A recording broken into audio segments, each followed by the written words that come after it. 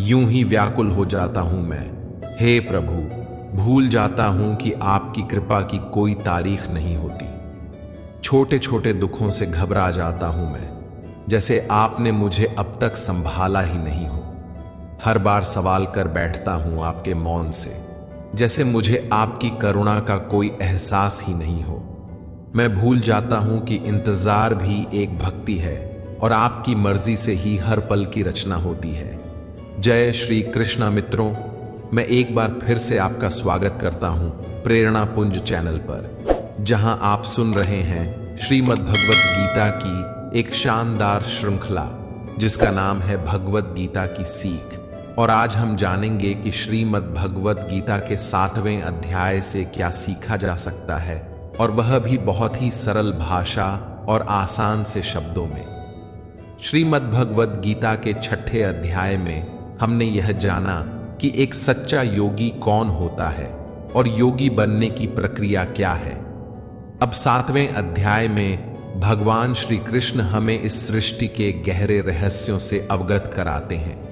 हम जानेंगे कि भगवान किस प्रकार इस संसार का संचालन करते हैं, उनके प्रिय भक्त कौन होते हैं और क्यों आम मनुष्य उन्हें पहचान नहीं पाता।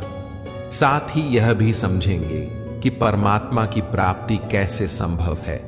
तो आइए मित्रों, मैं आपको श्रीमद् भगवत गीता के 7वें अध्याय की दिव्य शिक्षाओं की इस अद्भुत यात्रा पर लेकर चलता हूं। श्रीमद् भगवत गीता अध्याय 7, ज्ञान विज्ञान योग। मित्रों, अब तक भगवान श्री कृष्ण ने गीता के पिछले अध्यायों में अनेक महत्वपूर्ण प्रश्नों के उत्तर दिए। उन्होंने हमें यह बताया कि परमात्मा तक पहुंचने के 2 प्रमुख मार्ग हैं, ज्ञान योग और निष्काम कर्म योग। साथ ही यह भी स्पष्ट किया कि यज्ञ और कर्म कैसे करने चाहिए, ध्यान की विधि क्या है, वर्ण संकर क्या होता है, अवतार का रहस्य क्या है और प्रभु के दर्शन कब और कैसे होते हैं। 6ठे अध्याय के अंत में श्री कृष्ण कहते हैं कि वह योगी जो समर्पित भाव से मुझ में स्थिर हुआ है, अंतःकरण से मुझ में स्थित है, वही सर्वोत्तम है। लेकिन प्रश्न उठता है कि यह अच्छी प्रकार से स्थित होना वास्तव में क्या है और ऐसा कब होता है। यही प्रश्न 7वें अध्याय की शुरुआत का आधार बनते हैं।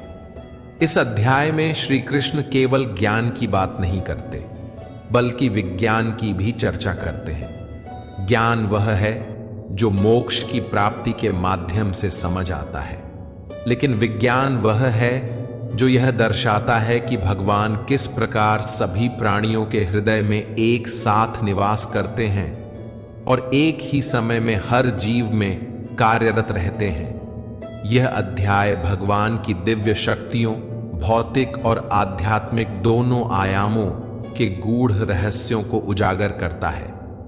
श्री कृष्ण बताते हैं कि संपूर्ण सृष्टि उन्हीं से प्रकट हुई है और जैसे धागे में मोती पिरोए जाते हैं, वैसे ही संपूर्ण जगत उन्हीं में स्थित है। वे ही इस संसार के मूल स्रोत हैं और अंततः सभी कुछ उन्हीं में विलीन हो जाता है। इस अध्याय में भगवान यह भी कहते हैं कि उनकी प्रकृति रूपी माया पर विजय प्राप्त करना अत्यंत कठिन है, परंतु जो भक्त उनके शरणागत हो जाते हैं, वे उनकी कृपा से इस माया पर सरलता से विजय पा लेते हैं। आगे चलकर भगवान श्री कृष्ण बताते हैं कि उनके शरण में न आने वाले 4 प्रकार के लोग होते हैं और उनके प्रति पूर्ण भक्ति में लीन रहने वाले भी 4 प्रकार के भक्त होते हैं। वे उन भक्तों को सबसे प्रिय मानते हैं जो मन और बुद्धि को परमात्मा में लीन कर ज्ञान में स्थित रहते हुए उनकी आराधना करते हैं। वहीं दूसरी ओर कुछ लोग सांसारिक इच्छाओं में उलझे होते हैं। उनकी बुद्धि कामनाओं से मोहित होकर स्वर्ग के देवताओं की शरण में जाती है, लेकिन श्री कृष्ण स्पष्ट करते हैं कि ये स्वर्गिक देवता केवल अस्थाई और भौतिक सुख ही दे सकते हैं, और वह भी तभी जब भगवान स्वयं उन्हें यह शक्ति प्रदान करे। इसलिए श्री कृष्ण यह दृढ़तापूर्वक कहते हैं कि भक्ति का सर्वोत्तम और उचित लक्ष्य केवल परमात्मा स्वयं है। वे ही परम सत्य हैं, वही अंतिम गंतव्य है। वे सर्वज्ञ, सर्वव्यापक और सर्वशक्तिमान हैं, शाश्वत दिव्य गुणों से युक्त। परंतु उनका यह दिव्य और अविनाशी स्वरूप उनकी योग्य माया से ढका होता है, जिसके कारण अधिकांश लोग उन्हें उनके असली रूप में नहीं पहचान पाते। लेकिन जो सच्चे मन से उनकी शरण में आते हैं, उन्हें भगवान स्वयं अपना दिव्य ज्ञान प्रदान करते हैं।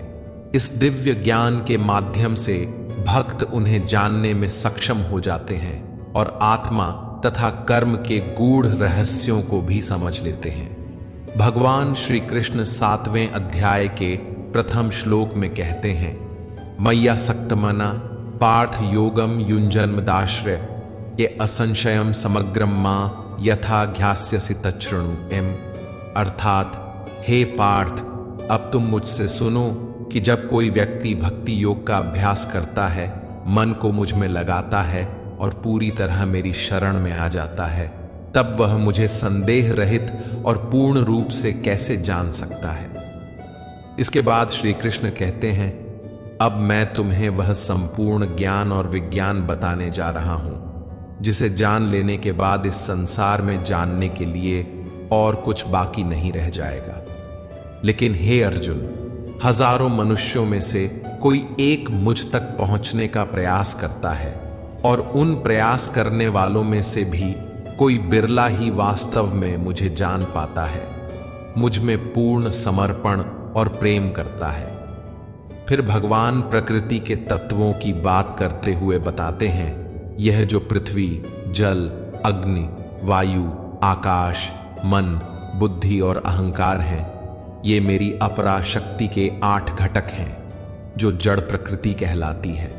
परंतु हे महाबाहु अर्जुन, इसके अतिरिक्त भी मेरी पराशक्ति है, चेतन शक्ति, जो संपूर्ण सृष्टि को धारण करती है, और वह है जीवात्मा। यही जीव शक्ति इस संसार के समस्त प्राणियों की जीवन ऊर्जा है। यह प्रकृति अनादि है और सनातन रूप से चलती आ रही है। तुम यह जान लो कि इस जगत के समस्त प्राणी मेरी इन्हीं 2 शक्तियों, जड़ और चेतन, के संयोग से उत्पन्न होते हैं। मैं ही इस समस्त सृष्टि का मूल कारण हूं, और अंततः यह सब मुझ में ही विलीन हो जाता है। भगवान श्री कृष्ण अर्जुन से कहते हैं, हे अर्जुन, इस समस्त ब्रह्मांड में मुझसे श्रेष्ठ कुछ भी नहीं है। सारा संसार मुझ पर उसी प्रकार निर्भर है जैसे धागे में मोती पिरोए होते हैं। फिर भगवान अपने व्यापक स्वरूप को समझाते हुए कहते हैं, हे कुंती पुत्र, मैं ही जल का स्वाद हूं, सूर्य और चंद्रमा का प्रकाश हूं। मैं ही वेदों में पवित्र ओंकार हूं। मैं आकाश में गूंजती ध्वनि और समस्त प्राणियों में विद्यमान सामर्थ्य हूं। वे आगे कहते हैं, मैं पृथ्वी की शुद्ध सुगंध हूं, अग्नि का तेज हूं, सभी प्राणियों में जीवन शक्ति हूं और तपस्वियों का तप हूं। हे अर्जुन, समझो कि मैं ही सभी प्राणियों का मूल बीज हूं। बुद्धिमानों की बुद्धि और शक्तिशालियों का तेज भी मैं ही हूं। इसके बाद भगवान प्रकृति के त्रिगुणात्मक स्वरूप का वर्णन करते हैं। यह प्रकृति 3 गुणों से युक्त है, सतोगुण, रजोगुण और तमोगुण। ये सभी मेरी शक्ति से उत्पन्न होते हैं। यह संपूर्ण सृष्टि इन्हीं गुणों से मोहित हो रही है, लेकिन मैं इन गुणों से परे हूं। इसलिए लोग मेरी सच्ची पहचान नहीं कर पाते। श्री कृष्ण बताते हैं कि यह दिव्य शक्ति माया अत्यंत बलवान है और इसे पार कर पाना कठिन है। लेकिन जो मेरे सच्चे शरणागत होते हैं, वे मेरी कृपा से इसे सहजता से पार कर लेते हैं। भगवान यह भी स्पष्ट करते हैं कि 4 प्रकार के लोग मेरी शरण में नहीं आते। वे जो ज्ञान से वंचित हैं, वे जो अपनी हीन प्रवृत्तियों में लिप्त रहते हैं, वे जो आलस्य और भ्रम के कारण सत्य को स्वीकार नहीं करते, और वे जो आसुरी स्वभाव वाले हैं। ये लोग माया के जाल में फंसे रहते हैं और ईश्वर को समझ नहीं पाते। हे भरत श्रेष्ठ अर्जुन, 4 प्रकार के पवित्र लोग मेरी भक्ति में लीन रहते हैं। कोई दुख और संकट में मुझे याद करने वाला, कोई ज्ञान की जिज्ञासा रखने वाला अर्थात मुझे जानने की इच्छा रखने वाला जिज्ञासु, कोई संसार के स्वामित्व की अभिलाषा रखने वाला, और कोई जो पहले से ही मुझे जानने वाला परम ज्ञान में स्थित ज्ञानी। इनमें से मैं उन्हें श्रेष्ठ मानता हूं जो ज्ञान युक्त होकर मेरी आराधना करते हैं, मुझे भजते हैं और दृढ़तापूर्वक अनन्य भाव से मेरे प्रति समर्पित होते हैं। मैं उन्हें बहुत प्रिय हूं और वे मुझे अत्यंत प्रिय हैं। यह चारों ही प्रकार के भक्त दयावान होते हैं, लेकिन ज्ञानी पुरुष तो मानो जैसे मेरा ही रूप हो। और ज्ञानियों में भी वह व्यक्ति जो मुझे बहुत सारे जन्मों से मानता आया है, वह मृत्यु के पश्चात मुझ में ही समा जाता है। मित्रों, मुक्ति और भोग दोनों ही भगवान से मिलते हैं, तो फिर सभी को एकमात्र परमात्मा का भजन करना चाहिए, ध्यान करना चाहिए।